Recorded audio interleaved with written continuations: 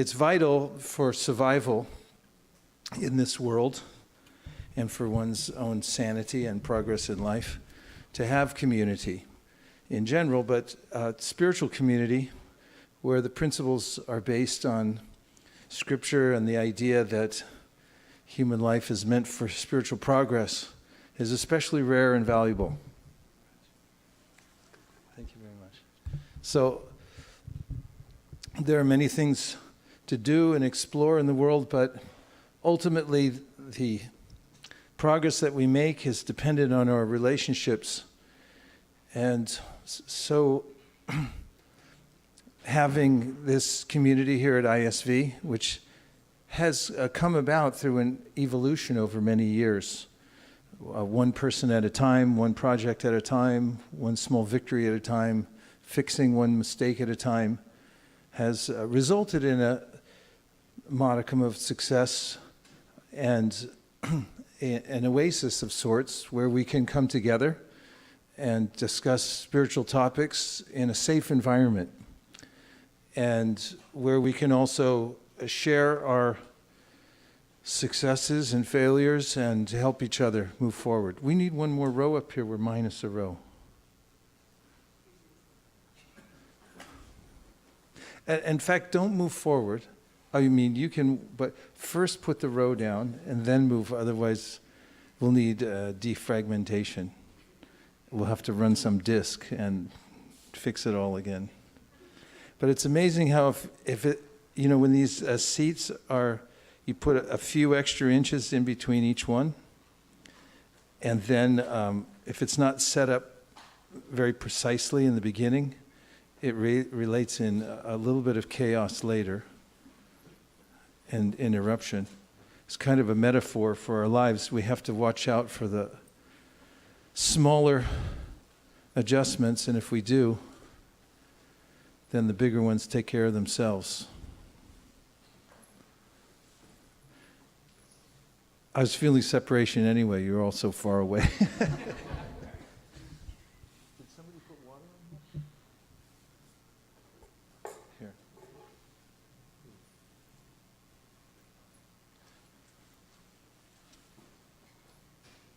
That's a beautiful garland. I just returned from a trip to India. We were stationed in Vrindavan, actually in Govardhan Hill. There's an ashram there named the ISKCON Bhaktivedanta Ashram. It was founded by His Holiness Tamal Krishna Maharaj and His Holiness Giriraj Maharaj. They had seen, when walking along the Parikram path in Govardhan, which goes around Govardhan Hill, and has become a national pastime. People come there from all over India to walk around Govardhan. A ruin of a once fortress or palace that was built by what I've heard is a small-time king, if that's not contradictory or paradoxical. So he set up that place so that he could come there at intervals. Of course, kings in India traditionally have been very pious, and he had his own bhajan kutir there at the top of the fortress where he could look out, do his chanting and so forth. And his room, king's room, a queen's room, there were servants' quarters and things like that.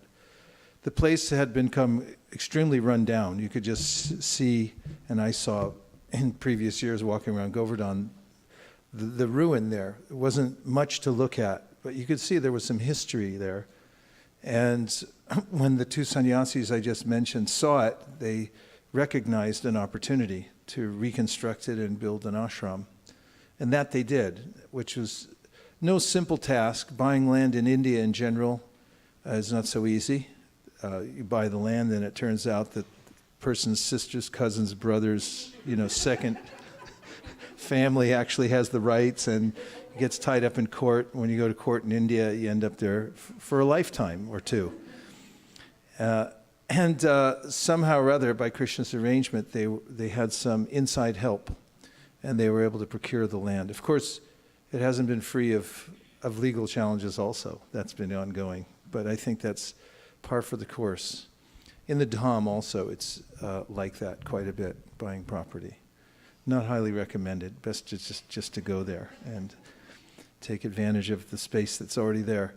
In any case, His Holiness Keshav Bharti Maharaj had been for many years singing a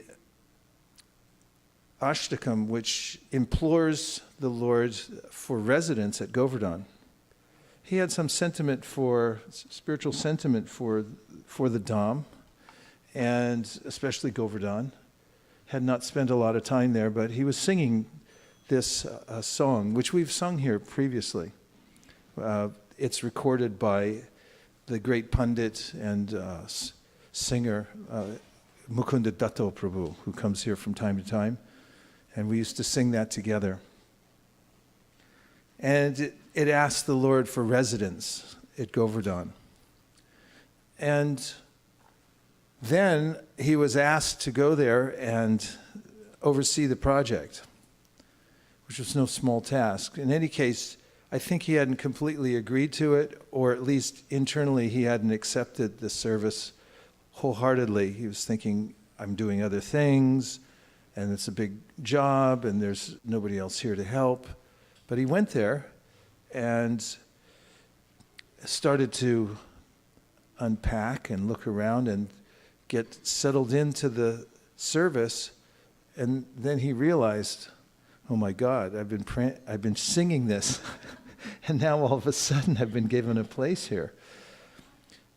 He ended up giving himself to the project and is still dedicated to it. His room is there, it's his base. A great soul, Asit Krishna Maharaj, he recently took sannyas last year. He's a young sannyasi, he's from Orissa, that he had, when he was a child, had dreams that he was walking to Govardhan, and actually that Krishna was taking him by the hand there and dropping him off. And when he was asked to go there, he was a disciple of Tamal Krishna Maharaj, he recognized this is the place that I was dreaming about.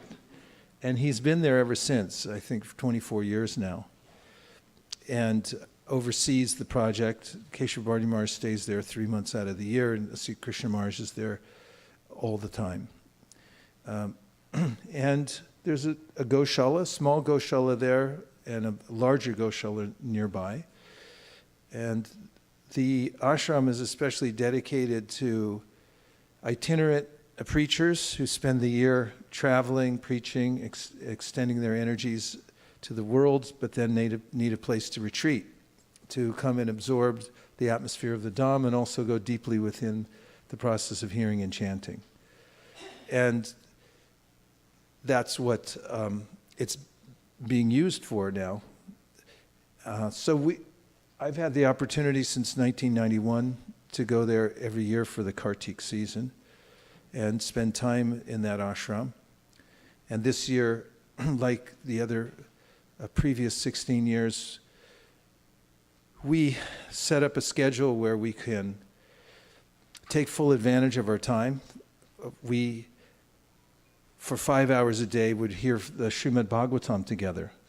Together means there's about an average of 20 devotees at any given time, and we sit in one room, and we have 2 sessions, 2.5 hours in the morning, 2.5 hours in the afternoon for hearing Srimad Bhagavatam. And we'll set a goal. For instance, this year my particular goal was to read the 7th canto of the Srimad Bhagavatam.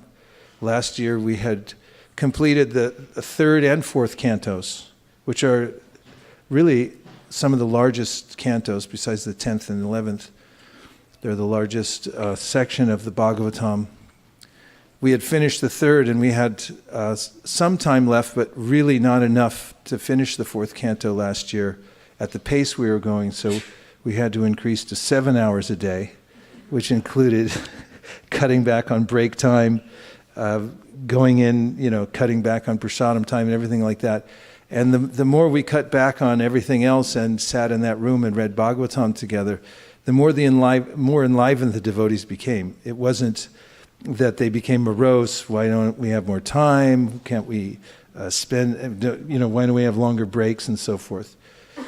And so one can observe as one dedicates more time to hearing and chanting that actually one feels fulfilled and happy. This is a good thing to note in oneself and one's life, that I can be really sustained by this. Other things become less important. And especially hearing from Srila Prabhupada's books, we find to be particularly potent. He is really the voice of our Sampradaya and ISKCON.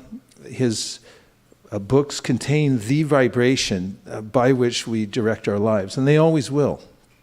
Many other books come as a result of that original vibration, but that's our guiding principle, the words that he spoke. And one of the realizations that we have as we go deeply within the books that he's left us is that there is no end to it. Oftentimes there's a tendency to collect other books. And I don't know, I suspect, as I see it in myself, that there's a cheating propensity, that I think I'll get an inside edge if I read something else. I'll know something that other people don't know. This is not perhaps the best motivation for studying Scripture. Better to associate with the great souls, as Prabhupada mentions in the first canto of the Bhagavatam, when Narada Muni makes his appearance. Prabhupada says, we thank Narada Muni for appearing in this chapter and giving us his association. God brother Rishabhadev, when he was leaving this world not so long ago, had given advice. You know, advice when you're leaving the world tends to be a little more insightful than when one's going on with one's life. And he said to a group of God brothers, take more time to read Prabhupada's books. He said, and don't read them for the information or simply to repeat what's there, but read them in order to have Prabhupada's association. And we find that when we do these marathons of reading, that we feel Prabhupada's direct association. One thought that occurs to me while we're reading and trying to keep up that pace is that, how did Prabhupada keep up the pace?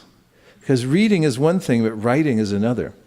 What to speak of adding word for word synonyms and translations and purports that have to be pinpoint accurate as far as the philosophy goes. It means that to do such a thing, one really has to be fully aware of Krishna. It's Buddha Yoga. In other words, Krishna is dictating these kinds of things. To do it at that pace and to consult the previous acharyas and synthesize everything on the fly, and Prabhupada was always on the fly, literally. And still he went on with these reports. And I was thinking, what did it take? Can you make it 1 degree cooler in here? Or is it just me? Okay, 2 degrees. Anyone go for 3? Better to be cooler than warmer. Otherwise, we can all just move to Juhu Beach and forget about it. So my thought was, in one of the songs written by our Acharya, Dai Tava Pache Pache, the disciple of the Guru is saying, I'm running behind you. I'm running behind you, saying, please give me Krishna. And I had this experience again and again, reading Prabhupada's books, that I'm running behind Prabhupada. And Prabhupada's writing these. So, first of all, I should give as much energy, at least as much energy, trying to read Prabhupada's books as he did trying to write them. As a follower of Prabhupada, I should at least give that amount of attention and energy to read his books as much as he gave to write them. And he wrote every single day. And he wrote a lot. And the other thought that comes right after that is, I can't keep up. I have to run behind him. And then the third thought is that there's so much here, the deeper I go into it, the deeper I see that it is. In other words, one might think, oh, Bhagavatam, I'll study Bhakti Shastri, Bhakti Vaibhav, Bhakti Vedanta. I'll take an academic course. I'll study it for 2-3 years, and then I'll know Bhagavatam. It's not possible, because Bhagavatam is Krishna himself. Krishna swadamo bhagate dharmaganadi bisaha kalonashta drishamesha purur narko danodita. Krishna is incarnated in Kali Yuga in the form of Srimad Bhagavatam. So if we approach the Bhagavatam in the right mood, that is, that we're surrendering to Krishna through the process of hearing the Bhagavatam, it will be noticeable that it's an unlimited work. That the more I go into it, the more I realize how insufficient my contribution to reading it is, and how limited my intelligence to understand it, how unrefined I am compared to the Bhagavatam, which is the most refined in all aspects. In a literary sense, the Sanskrit, as the great sadhu and scholar Radhikaraman Prabhu, who was here recently, was describing 2 years ago in his course that he gave here on Sanskrit. He was telling how that there's Vedic Sanskrit, there's classical Sanskrit, and then there's the Bhagavatam, which is a mixture of the two, plus so much more. The alliteration, the poetic expertise of the Bhagavatam, the meters that are presented, it's unprecedented, as agreed to by not just all the Vaishnava acharyas, and specifically Sri Chaitanya Mahaprabhu said, Srimad Bhagavatam Pramanam Amalam. This is the spotless Purana. It's the best of all authorities on everything, but also academic scholars, those who know Sanskrit in the secular academic world, who look it over, say the same thing, that it's an unparalleled literature. So as we approach it, we realize our own state of unrefinement. And simultaneously, as we hear it, we realize that we're becoming more refined by hearing it. And this is definitely the process for advancement. Of course, in any discipline, one has to hear properly, but especially in our tradition and in the process of bhakti, one must begin with shravanam. Shinvatam swakata Krishna punya shravana kirtana hridyantaksto hibhadrani fidunoti suhritsatam. Lord Shri Krishna, who is the Paramatma, the super soul in everyone's heart, and the benefactor of the truthful devotee, cleanses desire for material enjoyment from the heart of the devotee who relishes his messages, which are in themselves virtuous when properly heard and chanted. Punya shravana kirtana. When you hear Bhagavatam, when you dedicate yourself to the vibration, to try to serve it by hearing, then you become refined. Refined means that you see the difference between yourself as a spiritual being and your body, and you also notice your attachments to the material world. And just yesterday, when we were coming back from our sortie at downtown San Francisco, we all went down there to distribute books, and congratulations to everybody who came out and everyone who supported the mass distribution of Bhagavad Gita, the Science of Self-Realization, and Krishna Prasadam, and the Holy Names. It was a great exercise, wasn't it? Let's have a hand for all.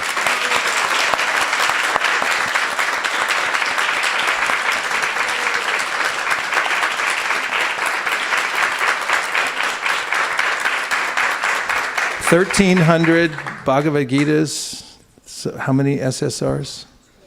1,200 SSRs. I know there was an assortment of other books because I distributed some Arabic books, Farsi books, and all kinds of other things went out. These are just general numbers. And so much prasadam. I mean, people were lined up for blocks taking prasadam. What to speak of those brownies? I don't know where they all came from, but Hansapriya, she, like some kind of magic she's got going on in there. But people, San Francisco, of course, we give them a brownie and they go, what's in it?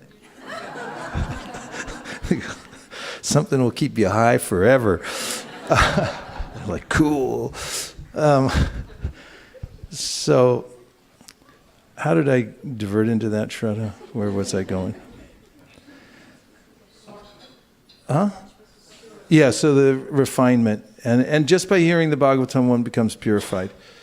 So, if one takes this as a primary process, punya shravana kirtana, one will see for oneself that by hearing Bhagavatam every day, especially Prabhupada's purports, that one will attain a sense of perfect alignment. In other words, one's intelligence will become fortified and properly aligned with Krishna's mission. Also, we'll have a higher perspective of life.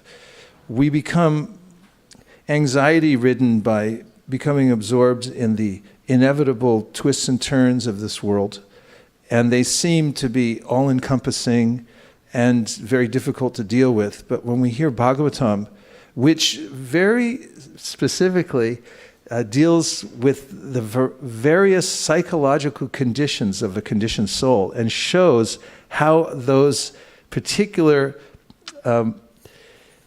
states of mind, which are affected by the modes of material nature, can be rectified and purified by devotional service. And every scenario, Bhagavatam's such a spiritually adept work, is addressed. You'll find people who are like Pururava becomes attached to Urvashi. And so many times when maybe a young man becomes suddenly enamored and thinks like, I want to get married or whatever. And then all the consternation in life begins. Like, how's this going to happen? Is she like me? I don't know. There's unlimited scenarios. You've seen them all yourselves, so I won't go into details. But they're all addressed in that several chapters of Pururava and Urvashi. And what is the psychology of one who becomes enamored of the opposite sex? And what are the demands that ensue after that? And so forth. And after hearing that, there's a sense of, I've been helped by hearing this. I've heard what is the way in which one becomes attached. How is it? How does it affect me? How does it look when somebody else is attached? You get to look through a fishbowl and see, like, what does it look like when somebody falls head over heels for a woman, or a woman for a man? And then, what are the implications? You get to look in and go, like, oh, that must be what I look like. And then suddenly you feel better aligned. That now I know how to deal with this because it's coming from the Bhagavatam. The Bhagavatam is our friend. It's speaking to us in a way I understand. It's saying, I understand you. I understand your plight here in the material world and the various challenges that you have. And therefore, one by one, it goes through in very practical ways and say, here's how to address it. And here's how others have addressed it and come to the point of realization. And you'll find, for instance, in the case of Pururava, he comes to a full and mature understanding of what he went through. We find Priyavrata, who had dedicated his life to austerity and penance. He had the best guru, Narada Muni, who insisted, you stay like this. And then there was some demands on him. His father, Swayambhuva Manu, came and said, I need you to become a king. You have to give up this life of austerity. He was like, I don't know, Dad, But then Brahma came and said, no, you really have to do this. We need a temple president. And, it's like you see that, and in this chapter there's something that's amazing that is pointed out, and that there's different ways in which our spiritual life, our bhakti, becomes impeded. Partly it comes from our own anarthas, and then it's right there in the Bhagavatam that sometimes Krishna intervenes and says, no, I want you to do something else. Not that he Priyavrata stopped bhakti, but they wanted him to do some service in a certain way that wasn't the idea he had. He had another idea. It's like, this is what I want to do. But, Krishna, behind all his representatives, was saying, no, you have to do this. And he acquiesced. And finally, it shows the story how he took up his service. They promised him you wouldn't become entangled in family life, even though you're taking it up, and you're going to be able to do your service, be in family life, and then you won't become entangled. And what happened? He became entangled.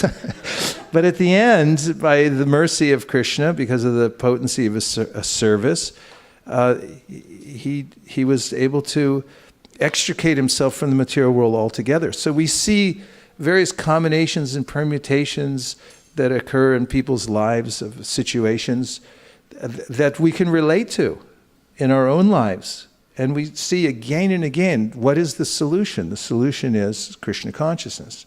There is no other solution. You may try to solve it on a material level, but as, again, one that I quote quite often because it was a meaningful passage in the Bhagavatam for me when Prithu Maharaj had performed his horse sacrifices and was about to do number 100. And nobody else had ever done it before except for Indra. And there's envy in this world, in case you haven't noticed. And people don't like it when their records get broken. They may smile, but they're thinking, dang, I hope that guy trips. And Indra, when he saw this 100th sacrifice taking place, he broke up the sacrifice several times in a really strange way. I mean, it's crazy. I won't go into the details right now, but it ended up that Prithu Maharaj became angry. Great king, incarnation of Krishna, but he became angry. He wanted to kill him. And the sages said, don't kill him. You can't do that. We'll kill him. And they were putting the last oblation in the fire, which through the mantra would have sucked Indra into the fire and killed him. And then Brahma said, wait a minute, sages, you can't kill Indra. He's a devotee. And he came, higher intelligence prevailed. He spoke to the sages, he spoke to Prithu, and he explained to him that even amongst the most religious and dedicated, spiritually dedicated people in this world, there are reversals. And when these come, one should see them as providential.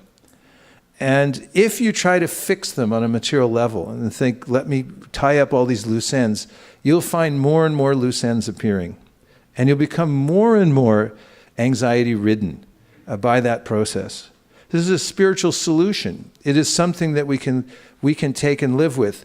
You can take shelter of other kinds of wisdom that deals with tying up the loose ends. And, we do that all the time. But ultimately, it doesn't solve the problems. But Bhagavatam does, because it's dealing with the root issue. And that is, we're eternal servants of Krishna, and the only solution to our problems, ultimately, is giving ourselves to Krishna in the spirit of surrender. It begins that way, does the Bhagavatam. Dharma projita kaitavo trapanamo nirmatsaranam satam. That this Bhagavatam is founded on the principle that the only thing that is satisfying to the soul is unmotivated, uninterrupted service. And therefore, Bhagavatam says, we reject all other kinds of cheating. And cheating means dharma, artha, kama, moksha. Those things which are normally accepted in human society as acceptable. Not only acceptable, but desirable. Dharma, religion. Performing religious activities for the sake of living a balanced life in this world, overcoming sinful reactions through prayashchitta and so forth. Artha, the result of religious performances is that wealth comes. This is a natural result of performing proper yajna in this world. And one gets elevation, not just through wealth, through a better place to live, karma, higher, better situations in the world. Kama, then comes sense gratification. You can live nicely here in this world. And some people, some philosophical systems created by people and whole groups of people live by these ideas that this is the purpose of life, simply to perform the religious rituals that are there in the Vedas in order to elevate oneself to a higher position, to counteract sinful activities, and to stay above the fray of the material world. And they say there's nothing more than this, to the elevationists, the karmakandis. Bhagavatam says we reject all this. The only thing that it accepts is pure unmotivated service, mood to the Supreme Personality of Godhead. All other things are cheating. The Dharma, Artha, Kama, and even moksha. The Srimad Bhagavatam goes into detail about how devotional service is higher than the idea that I'm going to liberate myself from the process of birth and death in the material world. The devotee prays, as Chaitanya Mahaprabhu gives in the essence of the mood of the Bhagavatam, na dhanam na janam na sundarim kavitam va jagadisha kamaye. Mama janmani janmani shvare bhavatad bhakti rahaitu kitwai. That I don't want anything. I don't want wealth. I don't want a good spouse. I don't want to have even liberation from the material world. I leave it all up to Krishna because my only duty is to serve Krishna. And we see this in the mood of the devotees who are the icons of the Srimad Bhagavatam, like Prahlad Maharaj. After Sri Nrsingadev appears and kills Hiranyakashipu, who had been torturing Prahlad because he was a devotee. That is because Prahlad was a devotee and Hiranyakashipu was a demon. Then Lord Nrsingadev said, please take a benediction. And Prahlad said, I don't want anything. And Nrsingadev said, no, you take. I'm Bhagavan, you're my devotee, I give, you take something. He said, I'm not a merchant. I'm not doing this because I want anything. I'm doing it because I'm the servant, you're the master. I serve, and that's all I want. He showed the basis for real happiness in life and the essential mood of the Srimad Bhagavatam, but service for service. I don't want anything else. I'm not asking anything in return. So if we hear Srimad Bhagavatam regularly and imbibe the principles that are given there, which is not something that's hard to do. It's completely relatable. We don't have to worry that the Bhagavatam is difficult to listen to or that it is uninteresting. I do find that if we don't read enough, we can read small sections that seem difficult to get through. Like if you read parts of the 9th canto, when the lineages leading up to the appearance of Lord Krishna are especially mentioned. Of course, the whole Bhagavatam from the 1st canto up to the 10th canto is following the kingly lineages that lead up to the appearance of Krishna. But in some sections, there are more details about that mentioned. And if you just read that couple of pages, you'd think like, well, I can't read this. So you have to spread out a little bit and read a little bit more. Hear larger swaths of the Bhagavatam, whole chapters perhaps.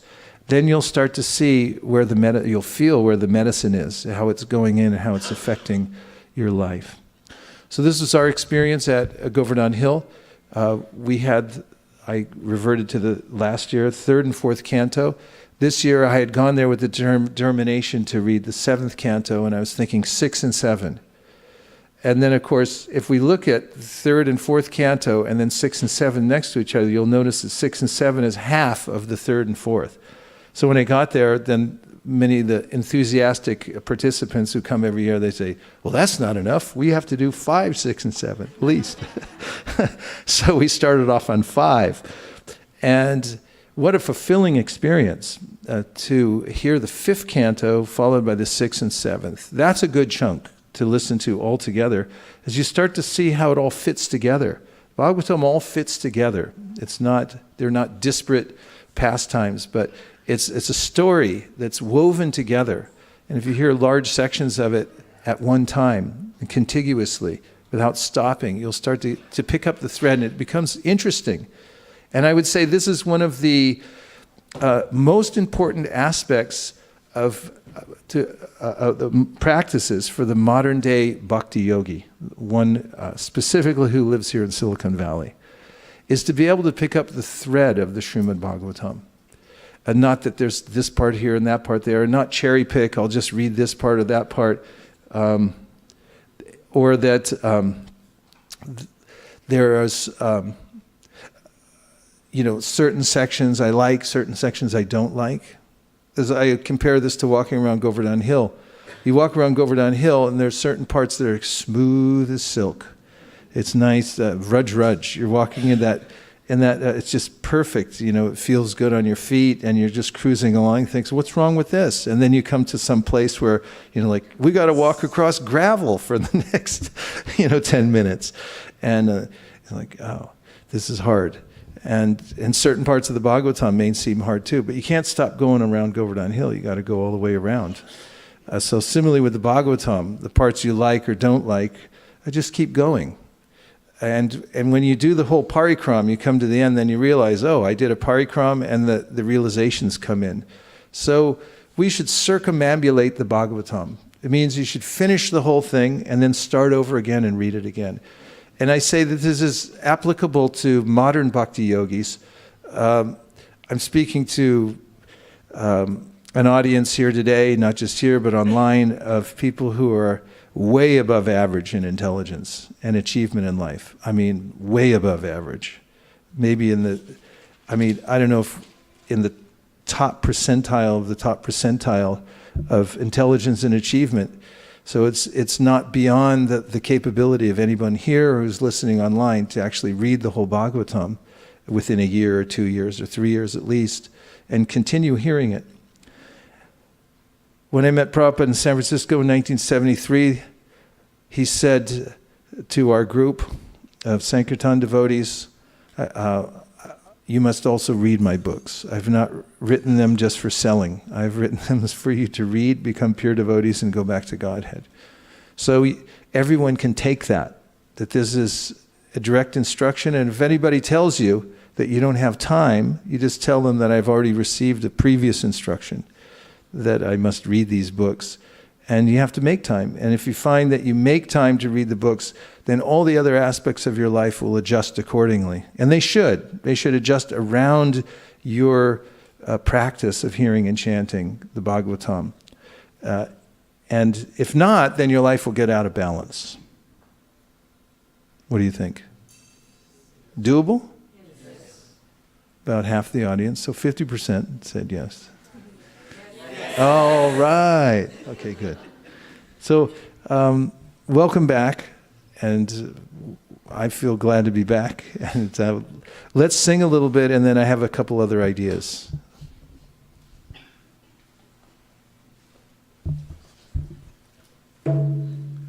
It's dry out today.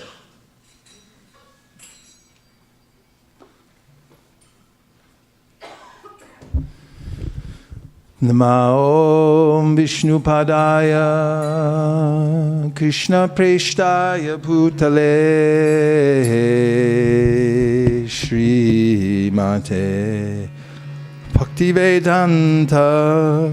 Altogether, Swami Niti Namine Namaste Saraswati Deve Gaudavani Pracharine Nirvishesha Shunyavadi Paschatya Deshatarne Jaya Shri Krishna Chaitanya Prabhu Nityananda Shri Advaita Gadadhara Shivasadi Gaura Bhaktavrinda Hare Krishna, Hare Krishna, Krishna Krishna, Hare Hare, Hare Rama, Hare Rama, Rama Rama, Hare Hare.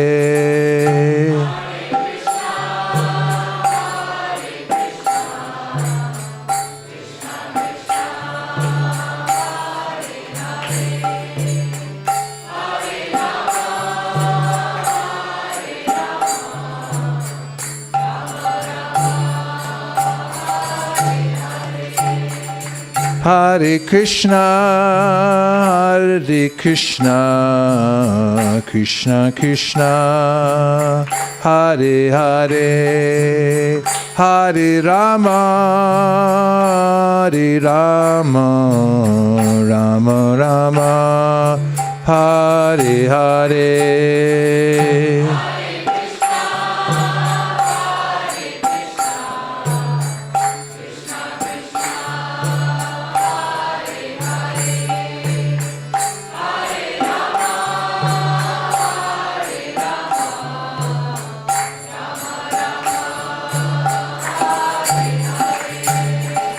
Hare Krishna, Hare Krishna, Krishna Krishna, Hare Hare, Hare Rama, Hare Rama, Rama Rama, Hare Hare.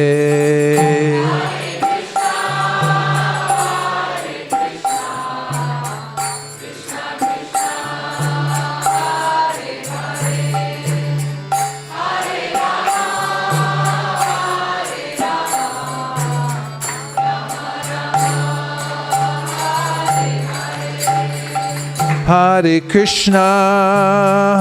Krishna, Krishna Krishna, Hare Hare, Hare Rama, Rama Rama, Hare Hare.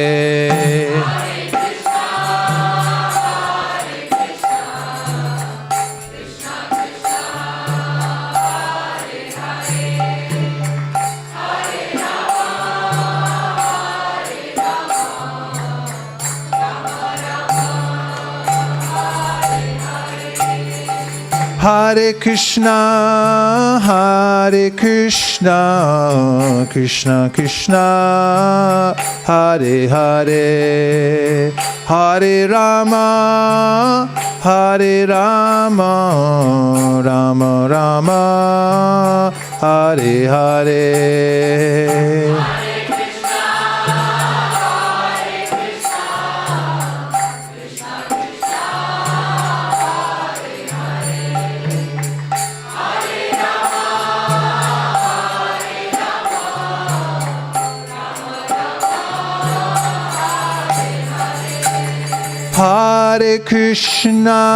Hare Krishna, Krishna Krishna, Hare Hare, Hare Rama, Rama Rama, Hare Hare.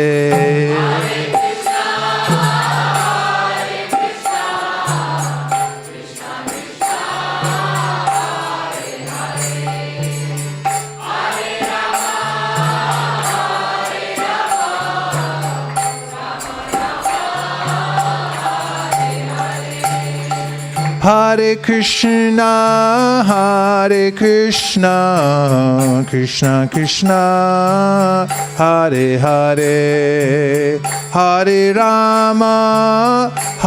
Rama, Rama Rama, Hare Hare.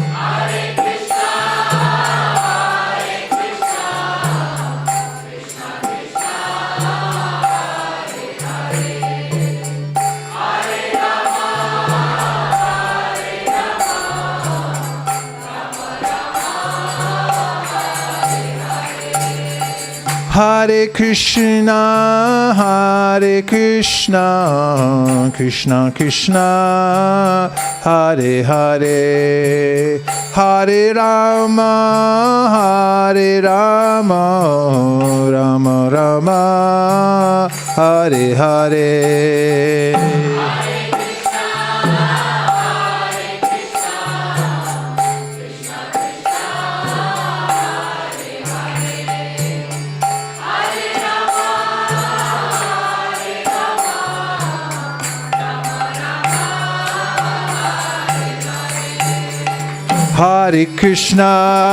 Hare Krishna, Krishna Krishna, Hare Hare, Hare Rama, Rama Rama, Hare Hare. Hare Krishna,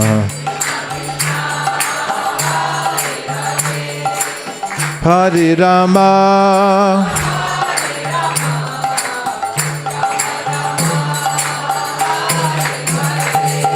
Hare Krishna, Krishna Krishna, Hare Hare, Hare Rama, Rama Rama, Hare Hare.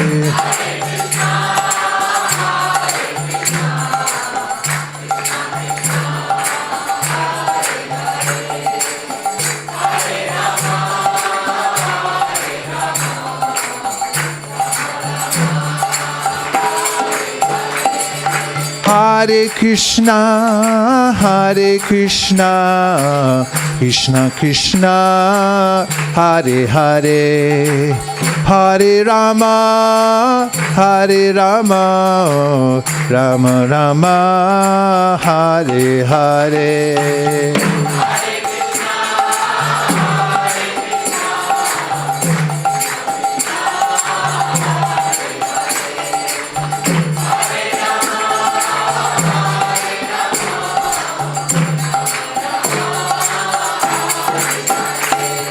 Hare Krishna,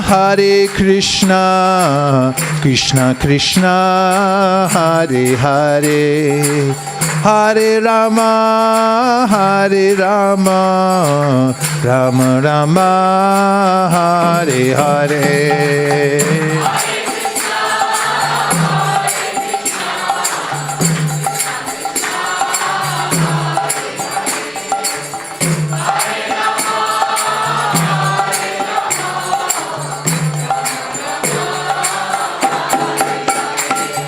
Hare Krishna, Krishna Krishna, Hare Hare, Hare Rama, Rama Rama, Hare Hare.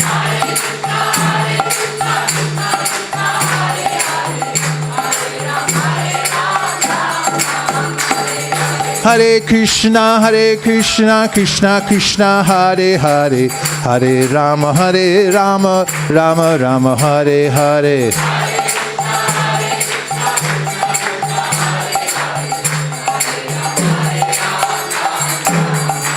Hare Krishna,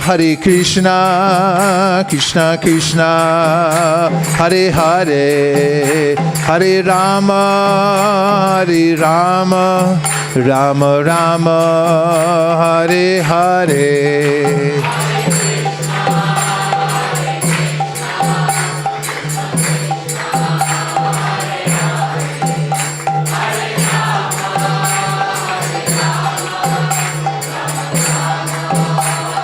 Nitai Gaur Haribo, Haribo, Haribo, Nitai Gaur Haribo.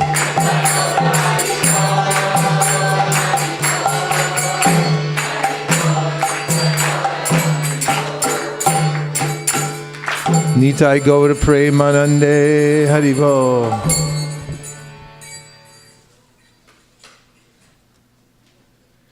Nitai Gaur Premanande. Premanandi, to Lord Chaitanya Mahaprabhu, who is overcome with the prem of worshipping Lord Krishna. So we're worshipping that Lord Chaitanya Mahaprabhu. It's actually Krishna himself, but he comes to show everyone how to be a devotee.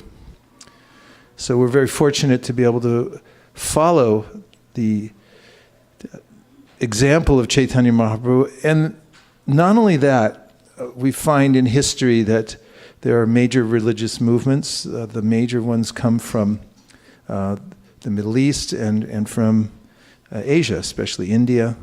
Those were all the real world religions come from. And there, in the many traditions that we find, have taken up residence in the hearts of people all over the world. The tradition has some kind of literature. Buddhism, which comes from India originally.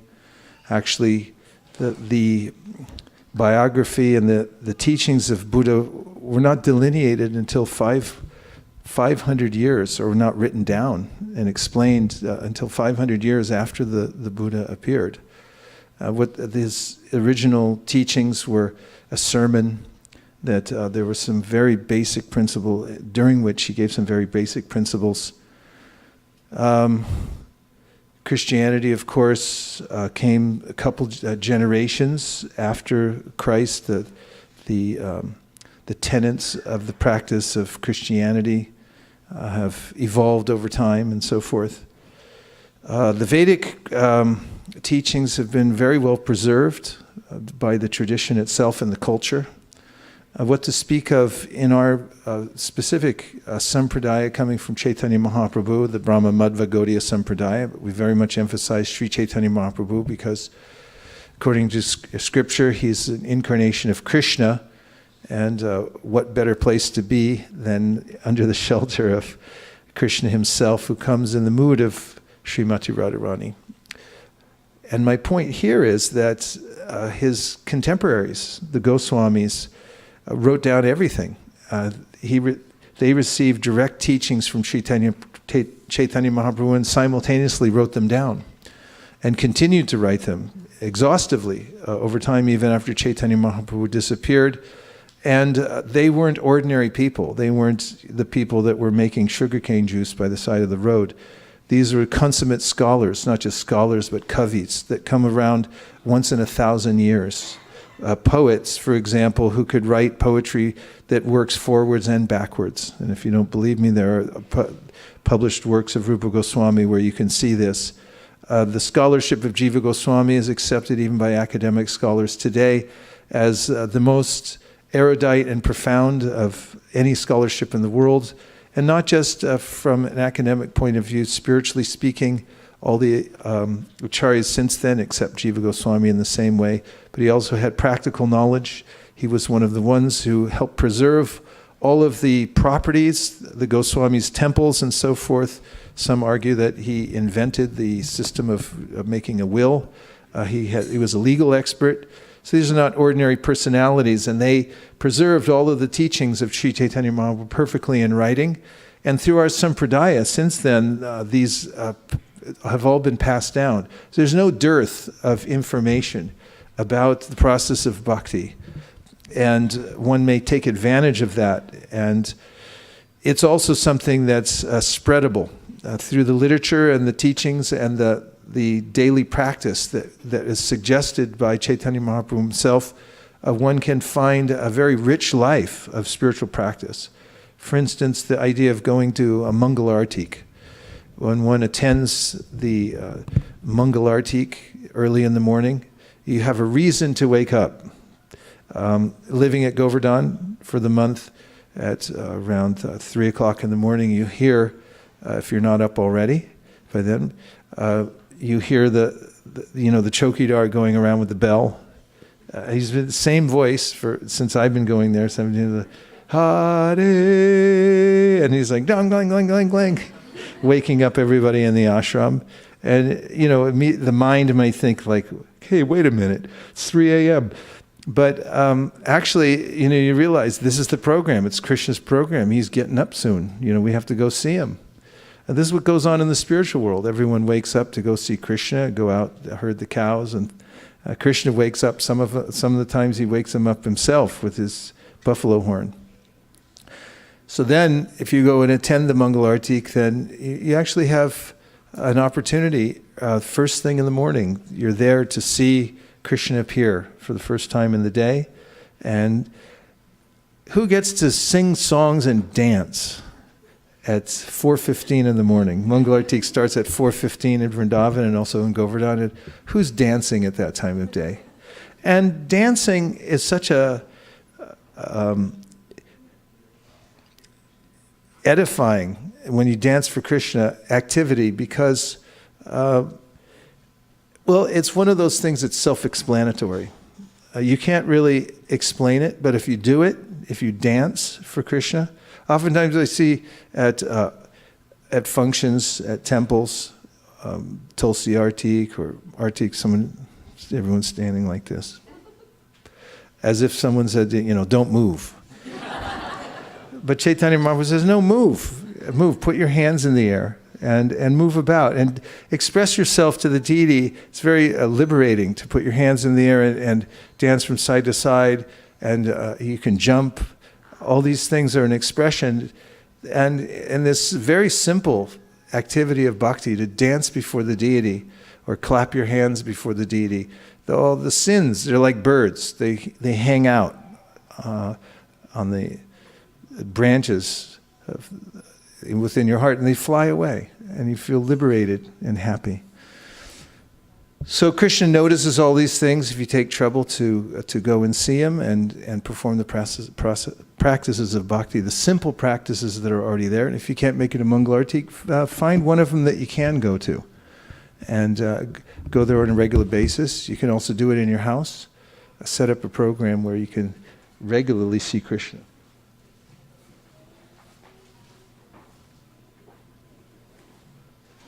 Could you look up Ahobata Shwa Pachato Gariyan, that verse? Which verse is it? And I'll need the book off the shelf. 3rd canto. You know where it is? She'll tell you. A couple of simple concepts that I'd like to present now. And that is that all our relationships in this world are based on responsiveness, our ability to respond. Have you ever had a relationship where someone didn't respond to you? 2 people? It's not much of a relationship if people don't respond to you. Just yesterday when we were in San Francisco on Market and Powell, and we'd try to make that's what we're trying to do, make relationships with people. They're walking down the street, and we'd like to enter into a relationship.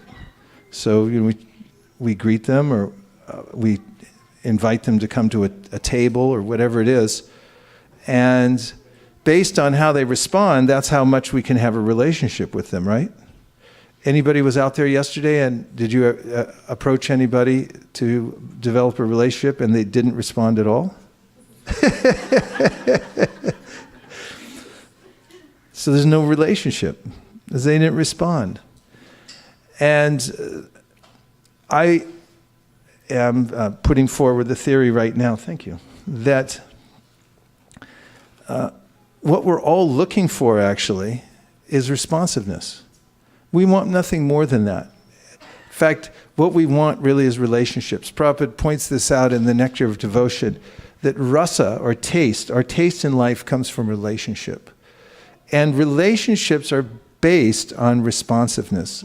Or now I'll say the quality of the responsiveness in our relationships is equal to the quality of our relationship itself.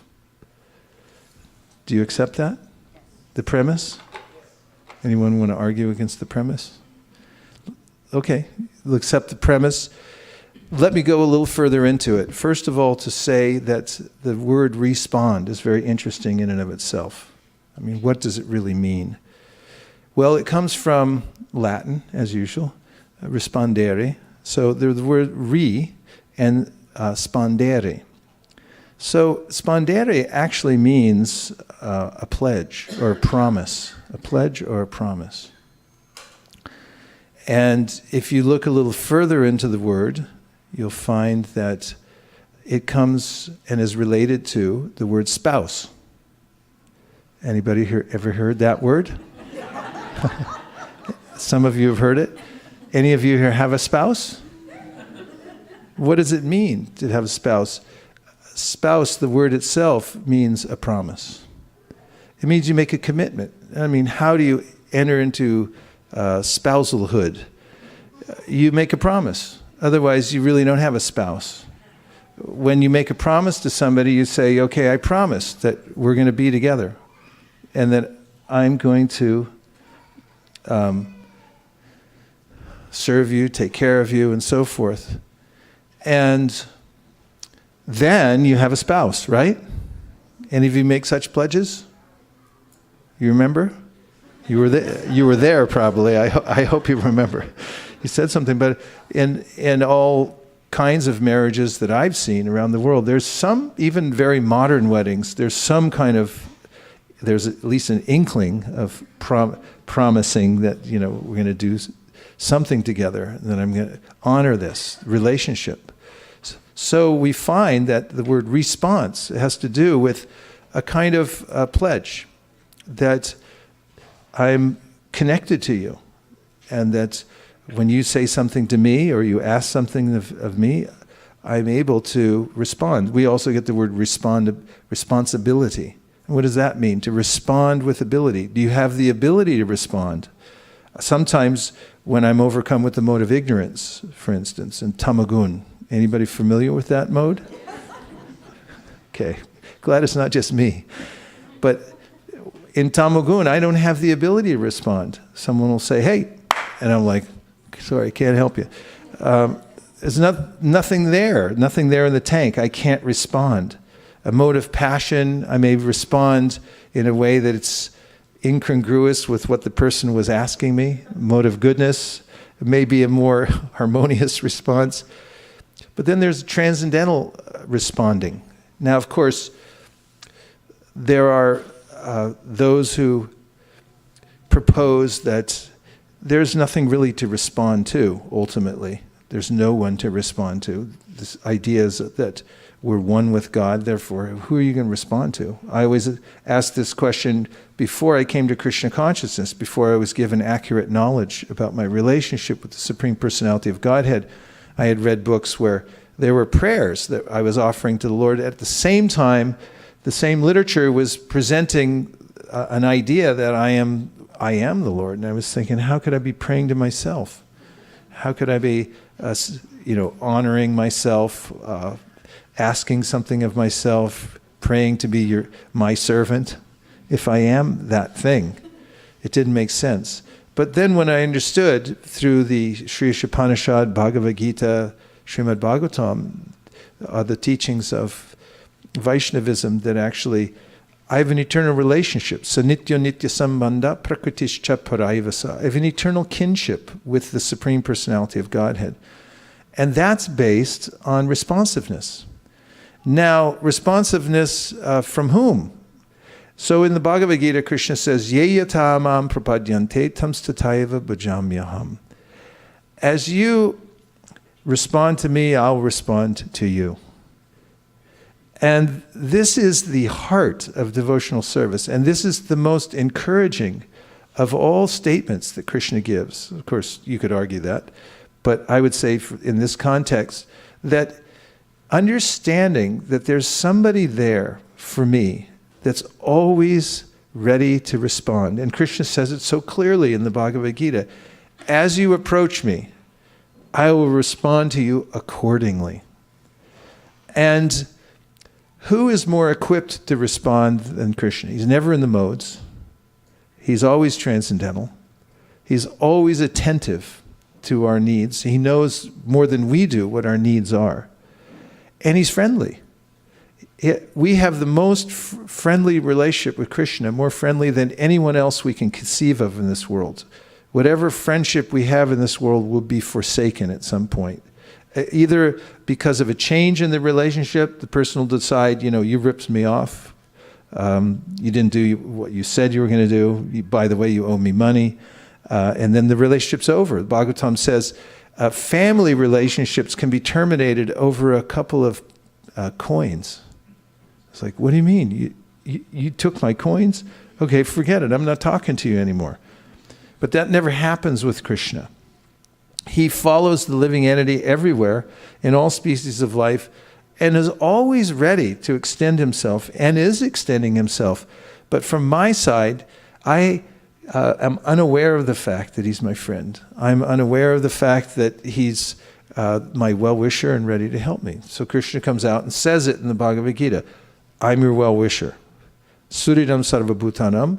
And I'm also ready to respond to you in any way that you like. So now, please, love me, think of me. And if one simply does that, one will find that Krishna responds. And it's in that response that we get from Krishna that we find our spiritual life. This is the essence of spiritual life. It's not something theoretical. It's not something that has to do with ritual, but it has to do with our experience of Krishna responding to our desire to serve him. Now, this happens very frequently to people who have no idea who God is. They have no idea who Krishna is. They don't know what Krishna culture is, or could relate to any religious culture in the world. That people who find themselves in a very good situation, according to the scripture, that they want to know more. And they simply ask, isn't there anything more than this? In fact, the Brahma Sutra begins with the Tato Brahma Jignasa. It says, now that you've come to the human life, ask this question. Jiva, ask this question. You ready? Jiva? Yeah, Jiva, ask. Ask, isn't there anything more than this? Try it. Yeah, otherwise one could accept the status quo and just say yeah, I'm okay. I mean, a lot of people said that to me yesterday. It's like, here, have a look at this. It's like, I'm okay. And I was like, I don't think so. I mean, no offense or anything like that, but I've seen a lot better conditions in life. You could always do better. In fact, I told somebody yesterday, I said, I know you're okay. I can tell by looking at you. You look pretty okay, but you can always be better, right? And Some of them said yes, some of them said, no, I can't be better. So it's easy in any situation in life to get on this plateau and just think this is it. I'm fine. Or to doubt the fact that I can do any better. People do this all the time to themselves. They get into a routine and they say, this is all there is. I'm settling for this because I don't believe I can do better than what I have now. I can't increase. Shastra says, not true. You can do better. And so how does it start? It's just ask. Krishna has the power to reach out and elevate us if that's what we want. He can fulfill our desire. Now, of course, if one asks for some material thing, then one will end up in the same situation one was in before, which is reaching one plateau after another where one's unsatisfied. But if one comes to the fortunate position of asking, like, isn't there anything more than this, meaning everything, the whole material world? This is the threshold of entering into spiritual life. That one has a psychological memory within one's heart that everything I've done in the material world, not just in this lifetime, but in every lifetime, has been an abject failure. Because it all ends up being taken away from me at the end, and I'm simply digging myself deeper in a hole. And there's an old saying, if you find yourself in a hole, stop digging. So if one realizes this and says, no mas, I give up, where's the real thing? What is it? That sincere sentiment will be reciprocated. This is how the Vedanta Sutra starts. It's such a simple thing. That ask, go ahead, be bold enough to ask, isn't there something better than all this? All this means everything that I see before me, everything that I have now. What's the biggest thing? What is Brahman? What is the absolute truth, God? Allow yourself to suspend your disbelief and think there is a God who is an unlimited resource. He's unlimitedly beautiful. He fulfills the desires of every living entity. One might think, then that's not possible. I'm not even going to think of that. I'm resigned to birth and death here in the material world. Don't do that, Shastra says. Ask. And Krishna will respond. So Krishna is the supreme responder. He knows how to respond perfectly to every desire and every request that we make. Shri Upanishad, if any of the Pandit kids were here, they'd tell you, Saparya Gachshukram Akayamavranam Ashnaviram Shudam Apapavidam. Kavir Manishi Paribu Swayambur Yatat Yatyatotan Vyarada Shasvatibhya Samabhyaha. Shri Upanishad, one of the ancient literatures about the Supreme Personality of Godhead, says, among other things, in this verse, that he's been fulfilling everyone's desire since a time immemorial. So, if we learn to ask Krishna this question and we enter into a relationship with him of responsiveness, responding to him, and find that he's responding to us, then we begin our path in devotional service. That's the basic premise that I'm making. I have some other points, but before I make them, let's take some reflections. That means anything that you heard so far in the monologue that stuck in your mind. Go right ahead.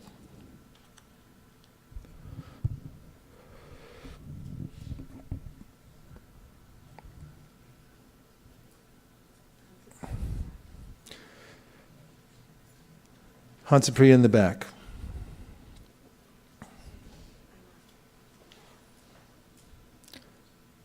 It's good too. We see so many devotees went to the Dham, went other places, and now somehow they're all coming back in. Something big's about to happen here because so many great souls are coming. Yes, Hansapriya.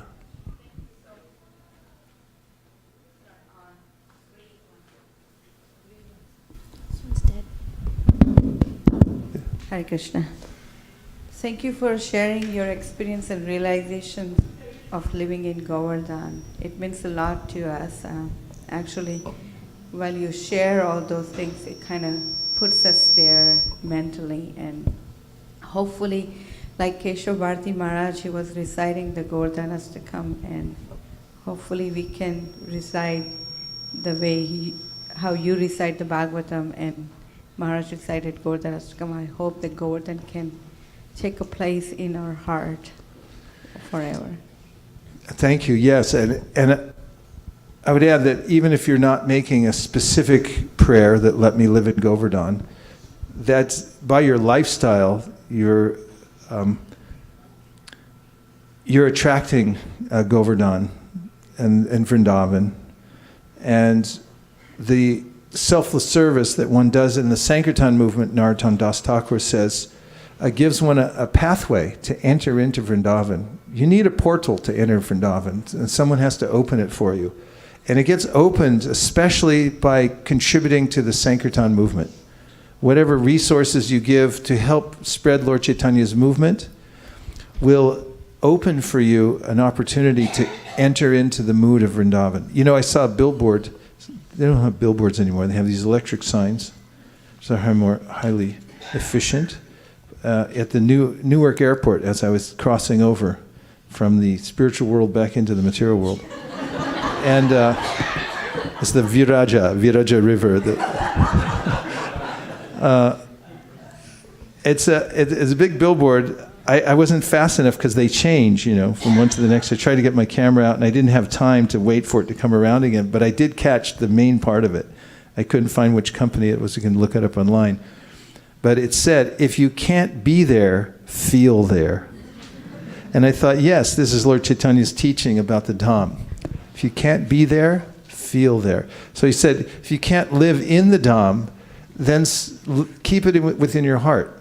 By sincere service to Lord Chaitanya Mahaprabhu's lotus feet, says the Srimad Bhagavatam, Deyam sada paribhavagnam abhishtadoham tirtaspadam shiva varinchi nutam sharanyam Brityartiham prandatapala pababdipotam Vande Mahapurushate Charanaravinam. If you worship Lord Chaitanya's lotus feet, you get the result of going to all the holy places, because all the tirthas reside within the lotus feet of Lord Chaitanya Mahaprabhu. That's pretty good.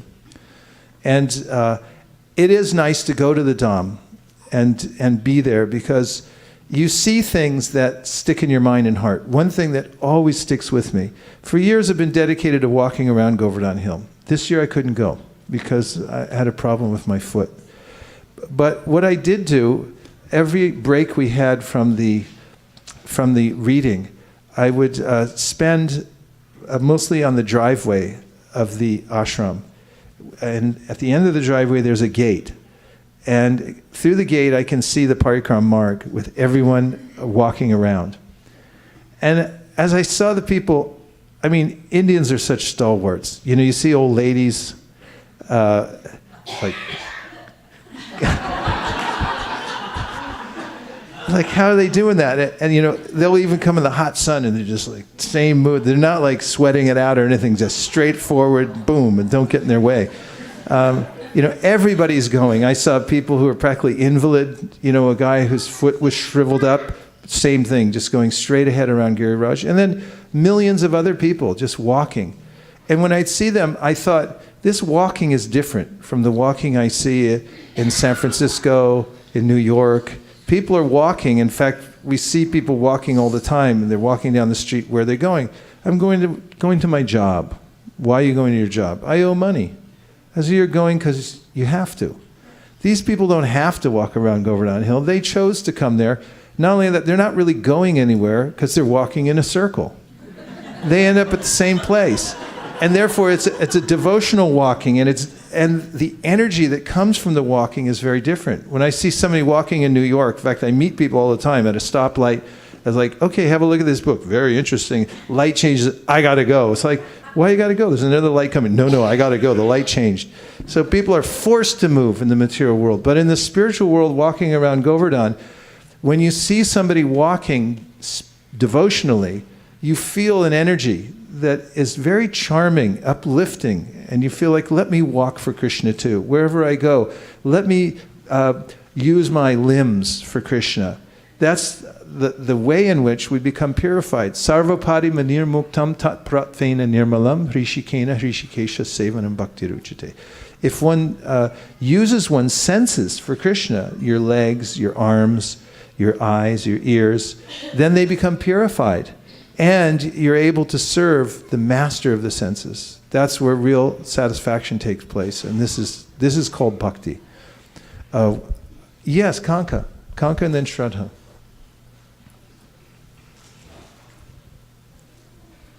Hare Krishna, thank you very much. Hare Krishna. It's so good to have you home.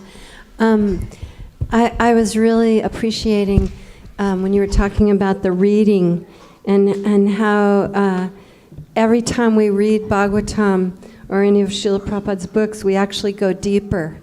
And it's such an amazing thing. It's just like when you experience that, you think, whoa, this is transcendental knowledge. There's just that feeling of like, and how ever fresh it is, no matter how many times you've read it before, you always keep getting something from that for your life.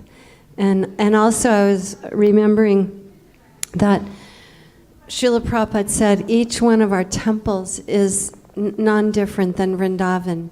So we're so fortunate that we have these wonderful temples all over the world where we can come and have satsang like this and get inspired. Thank you so much. Thank you for always taking advantage of the things you're talking about. You're always reading Prabhupada's books and you're always at the temple, wherever you are. So, you do that. You've been doing it your whole life. And just seeing you do it is very enlivening. Thank you.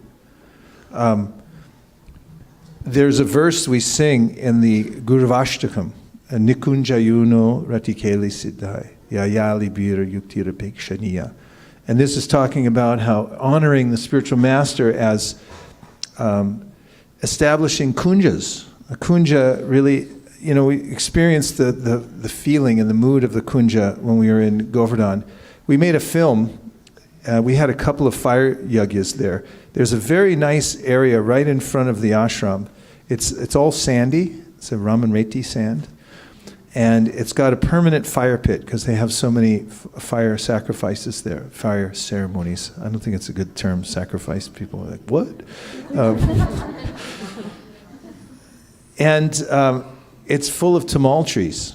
Tamal Krishna Maharaj planted many, many tamal trees, and they've all grown up there. So, and then there's creepers, and there's a little garden, and the Goshala is just to your left. So when you sit in that area, and Govardhan's just maybe a 30-second walk from there, straight ahead across the Parikrama. It's a kunj.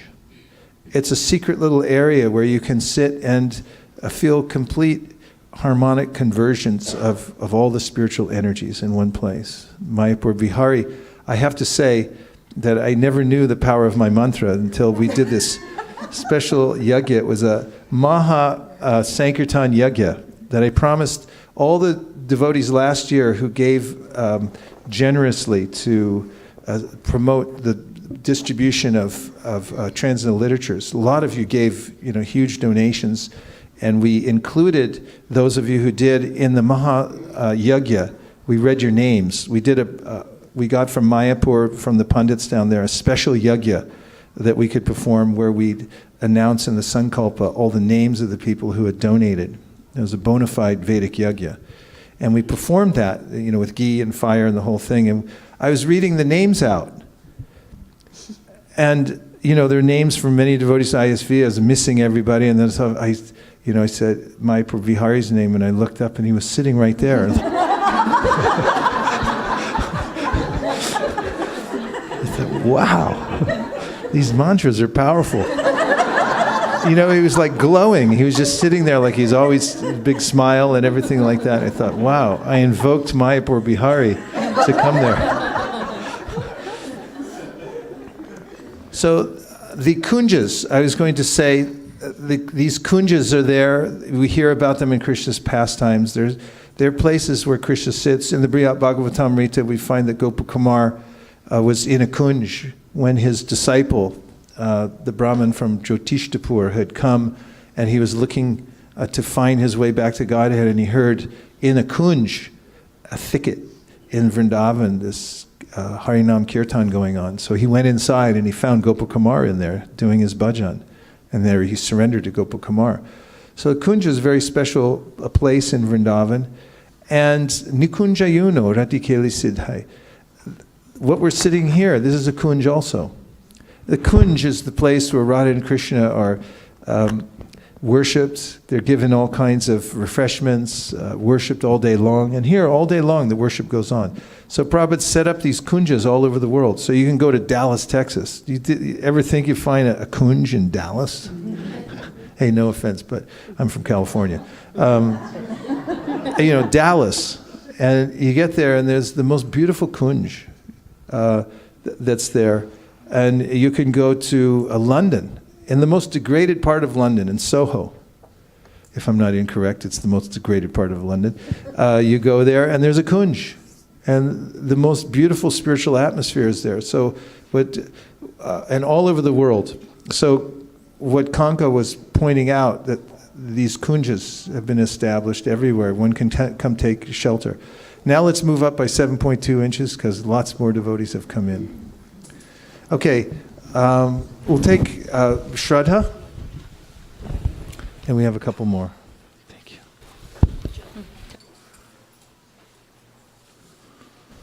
Is everyone okay? Please say yes. Yes. Thank you. Please pass a microphone up to Shraddha in the front.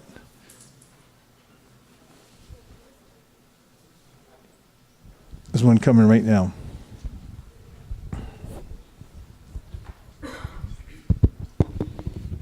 Thank you so much, Guru Maharaj, for the wonderful and engaging class. There were 3 points that stuck in my mind. One was that circumambulate the Srimad Bhagavatam. I really like that, the analogy of circumambulating it. And then you also said that as we approach Srimad Bhagavatam, we realize our own unrefinement as we read the life stories of these wonderful people. And then in the beginning of the class, you had mentioned that if you make small adjustments, then the big adjustments take care of themselves. And I was applying that to circumambulating the Srimad Bhagavatam, where if you make a slight small adjustment, I'm just going to read the verses, then over a period of time, Krishna will make sure that you read the purports as well. Something will happen, he'll arrange that. Yeah, it's a good point. Just a practical point is that oftentimes the modes of nature are so oppressive that one might feel that I can't do anything, or that whatever I do is so insignificant it's not enough. Have you ever heard this before? Sometimes devotees feel like, well, I can only chant 2 rounds, I can only chant 4 rounds, so what can I do? Or they might feel like I'm so involved with the material world that why even try, because, even my chanting is offensive, so I shouldn't even do it, and so on and so on. However, Krishna says, Neha bikramana shosti prativayana vidyate swalpam apyasya dharmasya trayate mahato bhayad. That don't worry, even the smallest contribution to devotional service is unlimitedly potent. And especially if you do it with the right mood, in the right quality. Even if it's done, the Bhagavatam says in the 6th canto, Sankyetam Parihasyam Va, it's describing how there are different ways that people neglectfully say the holy name, or they say it accidentally, or they say it by musical entertainment, or they even say it derisively, like you Hare Krishnas, you get out of here now. Even they say Hare Krishna, then they get so much credit. What to speak if someone says it with their heart in it? There's so much benefit. So it's important to do what one can with what one has right now. Because remember that even one practice of bhakti, out of the 64 or out of the 9, it's mentioned that various great personalities attain perfection by performing one practice of bhakti. So don't hesitate to do what you can just because you can't do everything. You were going to make a follow-up point. No, Maharaj, I was saying there's some on Facebook and... Somebody on Facebook, go ahead. Facebook takes precedent over everything. Actually, that quote that you saw in New York, that's also you found said it? by Facebook also has that. Facebook has it. When they advertise, they're advertising their videos, the Facebook video by which you can stay connected with your family, even if can't. Yeah. So. Okay. Yeah. So it's Bhakta Adam Allen Bass. Oh. He's on Facebook. And he says, Hare Krishna Maharaj, Please accept my humble obeisances. All glories to Srila Prabhupada. I'm so happy you're back at ISV and so thankful for all the transmissions from Vrindavan. Just wanted to say how much the reading of the Bhagavatam during Kartik inspired me. I feel like I've gone to a new level with my affection for it, and just wanted to say thank you to all of you for holding it down each day over there. Thank you, Bhakti Adam. That means a lot to me. And I'd like to extend a thanks to the crew. Ramananda Saka, Mukaravinda, and others came there, and it's not easy in that environment to keep up the broadcast because it requires patches upon patches upon patches to keep the connectivity going. It's no matter what you get there, it's hard to keep going. And Ramananda also figured out a way to broadcast it on 5 different channels simultaneously, even from there. So it was going on in 5 places at one time. And our philosophy is if it's worth speaking, it's worth broadcasting. And that if the technology is available somewhere, we should be using it. Because otherwise, what are people using it for? All the sophisticated technology. And if it's not used for Bhagavatam, some inferior vibration is going to be broadcast. So we should have the best of all technology, equipment. We should invest in all of it to extend the broadcast. In fact, the more we're contemplating developing a new community property, meaning a bigger space with more segmentation for usage in various ways in our community as it's growing. One of my thoughts is that simultaneously, along with the physical infrastructure, the buildings and so forth, which will include a performing arts center and various temple structures, classrooms, and these kinds of things, dedicated prasadam hall, we should also give as much energy to the development of the digital infrastructure. As much investment of money and time and energy, that should simultaneously be developed because that's where the world lives. And the two should be built in parallel. Yes, Shraddha, another one. There's Nisdham Das also, and he says he loves the point about making time to read Srimad Bhagavatam. And he's very thankful and grateful to you. Yes, it's a wedge. If you make time for the Bhagavatam, then it will make time for you. You can actually enter into the spiritual world. That's how important it is. And one more. On WhatsApp, this is Rasprada Prabhu. Rasaprada Prabhu. Vaisesika Prabhu, my dear Gurudev, please accept my heartfelt dandavats and obeisances at your lotus feet. All glories to Srila Prabhupada, to you and to the Guru Mom, the back of the class. Thanks a million times for giving me your blessings, your kindness, love, and for letting me play and chant with you. It was the most beautiful dream I ever had. This is another way to have a relationship and to respond. Oh, that's good. Because I'm so terrible at emails. I'm glad everyone can appreciate the broadcast. Malini. Thank you, Guruji, for the wonderful class. I was reflecting on the respond that you were saying. Yes. And I was relating to what happened yesterday also. As you were saying, many people were passing by and no matter how we are trying to stop them, they were just not responding at all. And I was relating that to the chanting in the morning when we chant with attention. And as you mentioned, Ye Yathamam Prapadyante, Krishna will respond according to the way we call him. And I was feeling that how I ignore many times Krishna's calling, but I just go right ahead. So I just thought that was I really like your point. It goes to this book distribution as high sadhana, because we get to have Krishna's perspective when we go out. Because Krishna really is trying to get our attention different ways. And when we go out on his behalf, we're doing his work. And we're trying to get other people's attention. They're like, no thanks. I mean, it's not even no thanks. It's like, you don't exist. And that's the material world. The material world's a fool's paradise. The whole premise of the material world is there is no Krishna. I'm Krishna. Or, it's just it happened by chance, which is the most inane of all statements. It doesn't even make logical sense philosophically. There isn't that something comes from nothing. And all these kinds of insanity is what the material world's made up of. And so we get to see how Krishna feels. Like I mentioned this years ago, and it actually happened in Market and Pal. I started in Market and Pal in 1973, going down there. And I remember one day I approached somebody and they just walked right by me like I didn't exist. And I remember looking down to see if I was still there. It was almost a visceral experience. And then years later, I saw this statement by one of the Holocaust survivors who said that the opposite of love is not hate. The opposite of love is indifference. And when we're indifferent to someone, we're non-responsive. Then there's this void that happens. That's called the material world. So the way to change that is called bhakti. Bhakti means to respond again. Change our way of thinking that, remember, Krishna's our friend. He's there waiting for us to reach out to him. And when he does, and if we can get even this, perceive, not that we're always getting, but if we can improve ourselves to the point that we can perceive his response to us, then our whole life changes. It becomes a life of pursuing more and more of his response.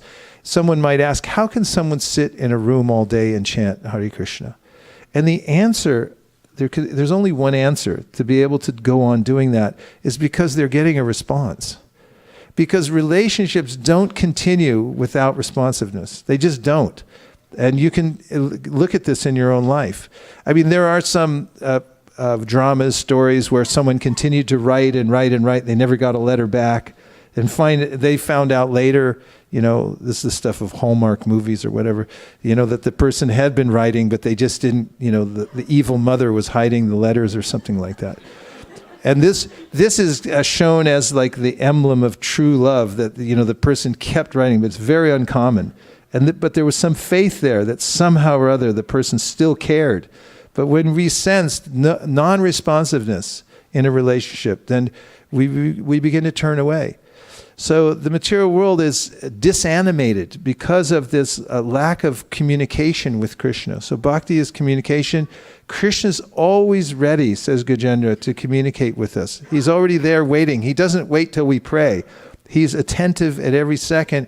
But when I refine myself and understand that he's waiting for me, and I reach out with that faith, which is well-reasoned faith. It's based on hearing the Shastra and understanding who Krishna is and why it makes sense that there's actually a personal intelligence behind the creation.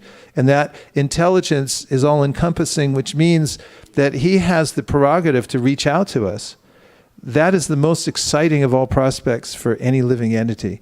And that is why one continues in one's practice, because one perceives this response. In fact, as I mentioned earlier, people who don't have a clear idea who God is may then call out to the universe, so to say, and please help me. And then they start to get noticeable responses. They put this happened right after I asked that. Someone came and knocked on my door. We see this all the time when we're out meeting people. It's like, hey, wait a minute. I was just praying for this, and now you came, and so forth. So this is the continuing life of a spiritual personality, is living for the response. There were a couple more? Bali Prabhu? Okay.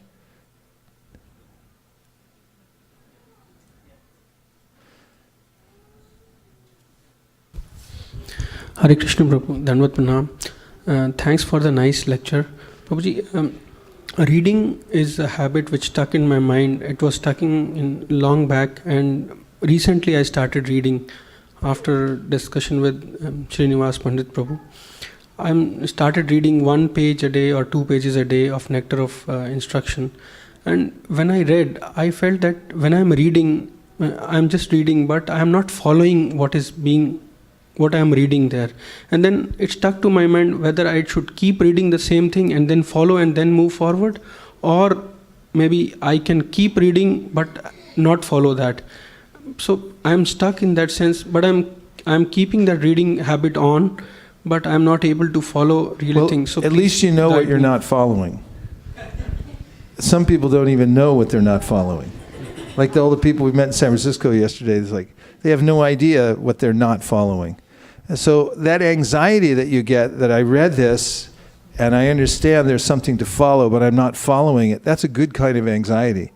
So all progress in life starts with, well, doesn't start with unconscious incompetence. That's where everyone starts who's in ignorance. Unconscious incompetence. And after there's some intervention, like Srivas Pandit. If you hang around with Srivas Pandit, you'll start, studying the Shastra, chanting Hare Krishna, and so forth. So watch out. If you don't want to do that, don't hang out with him. So then, after unconscious incompetence comes conscious incompetence. You become conscious that I'm incompetent. That's good. That's really a step above unconscious incompetence. Don't be unconsciously incompetent. That's abject ignorance. But when you get some kind of intervention in your life, someone says, hey, wake up, look at this, chant that, do this, then you realize, oh, I'm incompetent. Good to realize that. Now, if you take even the slightest practice, whatever you can handle, Bhagavatam says, Swe Swe Adhikarya Nishta Saguna Parikirtita. Guna means good quality. It doesn't just mean mode of nature, but in Sanskrit, the opposite of guna is dosha, not the South Indian thing, but the dosha. It means a fault. There's guna and dosha. So the good quality means Swe Swe Adhikari, according to your capability, do the practice that you can do right now. Do the best you can with what you have. Swe Swe Adhikari Anishta. Then you start to develop what's called, you have unconscious incompetence, then you have conscious incompetence, and then you start to become consciously competent. Consciously competent. In other words, you're doing it and you're realizing I'm doing a good thing and I'm starting to get good at it. And then the highest stage is you become unconsciously competent. And that comes with when you become masterful at something. You continue to do it until it becomes you, and that's just how you live, and that's your life. So you can do it. You can embrace the pain of not being competent. Be thankful that the Shastra is waking you up and saying, these are things you should do. And even if you can't do them, pray that you can do them, and do what you can now, and then gradually you'll increase. So many times people come and they'll say, I'm only chanting 1 round or whatever. I can't imagine chanting 16 rounds. My life's so busy. I have other things to do. It's not time, it's taste. It has nothing to do with time, because everyone has 24 hours a day and everyone chooses to do what they like, ultimately. Living entities are free. They're free to choose if they decide to turn their lives around. So if you can get a little bit of taste, then you'll increase. And not only that, there's grace. Krishna reaches down and he empowers each person when they see that the living entity's trying. Then Krishna will say, okay, I'll empower you to do more. That's his response to your trying. So go ahead and try, and you'll do just fine, especially if you hang out with Srivas. Yeah. Hare Krishna. Hare Krishna. Hare Krishna. Welcome back. Sorry it took me so long to get to you, Bali. That is good. Only good because we saved the best for last. Just like same, your billboard one, I like the idea about the feeling, which is nice. And also Shakespeare say, to be or not to be, means that's the same mood of understanding the spiritual values. And also he have given a lot of examples by performing austerities and reading Shastras, especially in Dham, which gives more encouragement to the devotees, congregations here, to aspire for, not necessarily they are there, but at least aspiration is there. The next year or the following year or 2020, they are intending, they are planning to at least get the association in the Dham and perform a better Kartik also on that time. And also I am very thankful that you're reading Srimad Bhagavatam in Dham especially, and also it gives us more, also reading Bhagavatam and Chad. Those who have not joined, like Prabhuji, those who are interested in reading, join the Chad program, which is especially meant for chapter 5 in Kartik. And also I'd like to share one experience in the Thanksgiving Harinam. Those who did not attend, definitely they can plan to come next year also. But whenever I was distributing in one corner, which is it's like all the 7 gates like Vaikuntha, always people are there in many other gates. So I chose to be one of the corner. And then nobody stopped, as Malini was saying, that it's very hard, it's really austerity. But when the people are really floating around with a lot of bags and all, they are shopping bags and things like that. And when you show up the Bhagavad Gita, Science of Self-Realization, nobody is really willing to stop. But I asked, in the traffic light, anyway they have to stop, mandatory. So I asked one person that, guys, you have time to buy jewelries, buy books, buy electronics, shoes, and list goes on. Have you ever bought books? And can you just see me in all the traffic corner, anyone bought books? No, you guys were buying for the body, not for the spirit soul. And he said, no, I don't have space. Earlier he said me, but he was talking that he wants to go to another shop to buy. And he said, no space. Then his wife or spouse, whoever, asked him, better take the book. Then they said, you could drop the book inside the bag. So I put the book. So kind of sometimes you need to really give a punching word to accept the books, which is sadhana, but we can't help. Sometimes we need to push. But it was really a great opportunity. I feel that Thanksgiving Harinam is because long hours, at least 7-8 hours, and we feel the intense, kind of a engagement with the devotees. Thank you. Wow, now I see why we saved you to last. You gave the perfect summary. Thank you.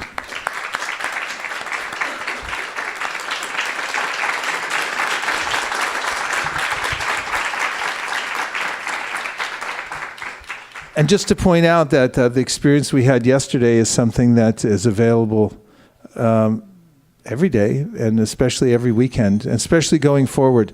We here at ISV have especially focused our community attention on outreach, going out to meet people, knock on doors, and go to people's neighborhoods and offer them the opportunity to take Vedic literatures and chant Hare Krishna.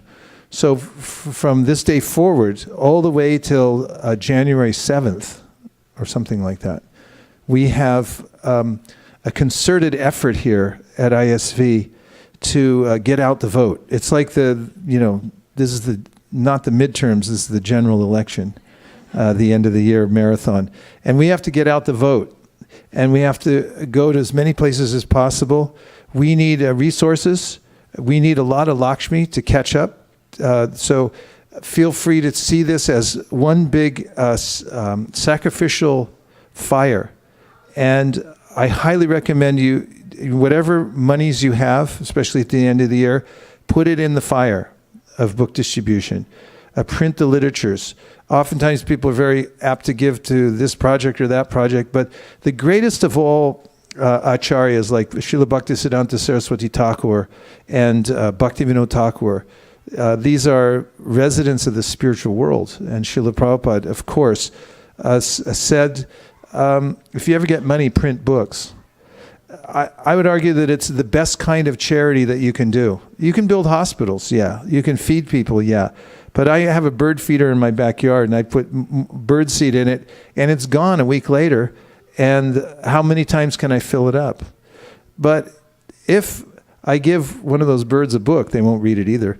But if you give a human being a book, and they read it, they can actually improve themselves to the point where they can cheat death before it cheats them. And really, that's the goal of life. And so invest in literature. Give your money to help print books and to help expand here at ISV the outreach of book distribution. We have an unlimited appetite. And the more you can look at your finances and say, how much do I have that's extra, give it. Because you'll either give it here in the fire and get eternal credit, or the stock market will drop and you're going to lose 5% anyway. And you can write off a fraction of that on your taxes, but you're not going to get eternal benefit for losing it. Or somehow or other it'll go away. So give it in the fire, and I recommend give it in the fire of expanding book distribution. And this marathon has started now. So everyone has the opportunity to participate between now and December 7th, of course, going on from there. But this is really the general election. This is when it really, really counts going into the end of the year. So think like that, think big, and also take extra time to go out on book distribution and experience this activity of going door to door, street to street, town to town to distribute the books and get the credit for doing that. Gaur Premanande Haribo. So now we're going to have an Artik ceremony where those of you who would like to try dancing before the deity can try this most recommended activity. Lord Chaitanya danced. Why can't we? Srila Prabhupada danced. In fact, he showed us how to do the Swami step. So dance and chant. And if you don't feel like dancing, then you can dance within your heart. But just don't block the dance floor. If you don't want to dance, you can stand a little closer towards the deities. And we'll stand up now, put away the asanas, and then we'll get ready for the Artik. Thank you very much. Srila Prabhupada ki jai. Gaur Bhakta Vrinda ki jai.